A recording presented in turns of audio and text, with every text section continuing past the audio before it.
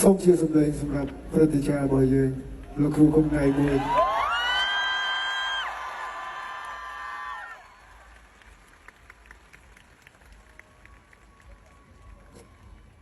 ខ្ញុំគិតថាខ្ញុំចង់និយាយប្រាប់ទាំងអស់គ្នាបន្តិច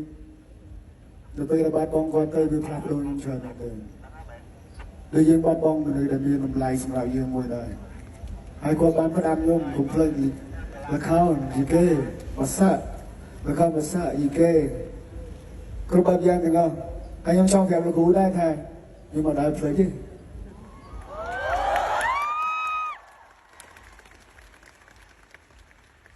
ខ្ញុំនៅសល់រឿងច្រើនទៀតដែលទាំងអស់គ្នាអត់ទាន់បានដឹងនិងស្ដាប់អញ្ចឹងសង្ឃឹមថាទាំងអស់គ្នាតែបន្តជាកម្លាំងចិត្តសម្រាប់ខ្ញុំនិងលោកគ្រូដូចគ្នាអរគុណ